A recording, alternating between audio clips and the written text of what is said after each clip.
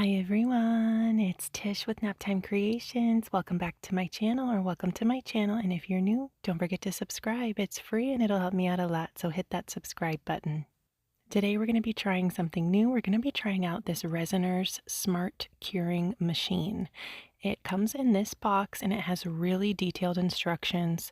This machine is so easy to use. It's packed really well inside. I'm just going to unbox it and take all the elements out of the box, and then we'll get going and give it a try. It basically says that it can cure your projects in 2 hours. And see this AI button right here? When you plug the machine in, all you have to do is hit that AI button on the left, and that's it. You don't have to do anything special. Just hit that button and you're good to go. So it comes with 3 trays. The trays stack right on top of the base, and you'll see on the bottom of each of the trays there's like a little clip piece.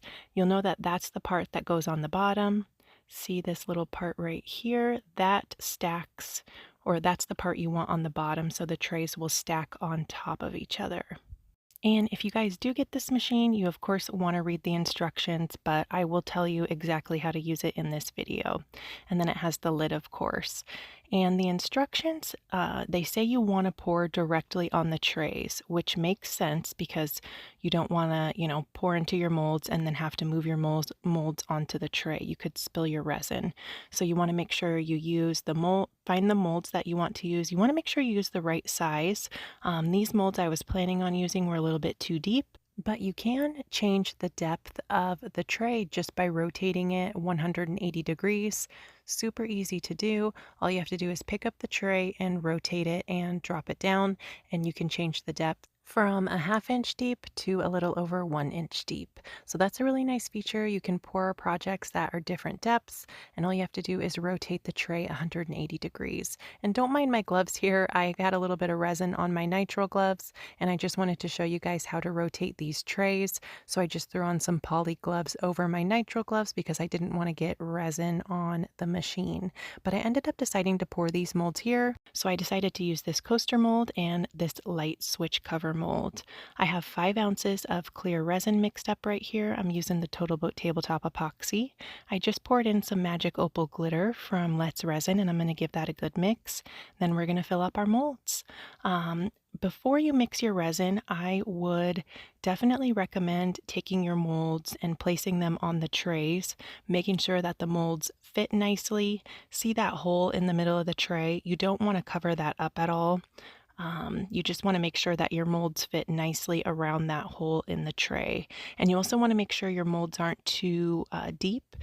These molds were perfect for these trays. You just want to make sure that it's not too deep. Otherwise, the tray that's on top of the piece, or the tray that's on top of the tray that you're using, will kind of get into your resin, and you don't want that. So I'm just going to fill these up, and the instructions say to fill up your molds, let them sit for 30 minutes, pop any bubbles, and then get going on using the machine. So what I ended up doing, because the tabletop epoxy has a quick working time, this is 20 minutes after I poured. You can see I had quite a bit of bubbles rise up. I'm just spraying it with a little 91% isopropyl alcohol, and then I let that sit for 5 minutes. I wanted to make sure that 91% isopropyl alcohol kind of dissipated before I used the machine. Place the tray on top of the machine, and I am placing an empty tray on top of this tray that I'm using because the lid where the handle is, it kind of goes down and it might hit your project. So I would recommend using an empty tray on top of the tray that you're using.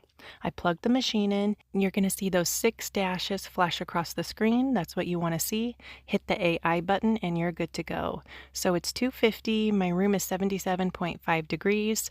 We're going to check this back in a few hours and see if it worked. I was really excited that they reached out to me to give this machine a try because I'd been wanting to try it for a long time to see if it worked, and it actually worked out really well. So you can see it's 5:37. So basically 2 hours after I poured at 4:50, I came out here, unplugged the machine, and the directions say to do that, unplug the machine after 2 hours and let it sit for 30 minutes. Mine ended up sitting for a little bit more than 30 minutes. It's a long story. My dog actually threw up and I had to give him a bath. So, yeah, that's why it was a little bit longer than 30 minutes, but it would have worked. It would have worked completely fine at 30 minutes. So, I'm just going to take my stir stick, completely hard, hard as a rock, really cool, and we're going to pop these out of the mold and see how they turn out. I was checking to see if it was bendy at all. No bending. Perfect. I was really amazed that this worked out so well. This is perfect for small business owners if you're making a lot of inventory, if you're doing a lot of craft fairs, you have things you need to make really fast. It's perfect for that. And also, you can use this to heat up your resin too. You could turn it on, put your parts A and B in the cups right on top of one of the trays, and it will heat up your resin to minimize bubbles before you mix and pour, which is nice. So I'll be sure to link this machine down below. It worked just like it said it would. Everything was hard. It dried or cured everything in 2 hours. Here's how the pieces turned out. Super awesome. Let me know if you guys have any questions down in the comments and if you've tried this machine. And I'll be sure to tag them and link them down below. I did see on their Instagram they are coming out with a machine with deeper trays, which I think will be really awesome because the deeper trays you can, pour bigger molds. And I think that's really cool. But let me know what you guys think. Don't forget to subscribe to my channel. Thank you so much for watching and go check out a few more of my other videos. I'll see you later. Bye, guys.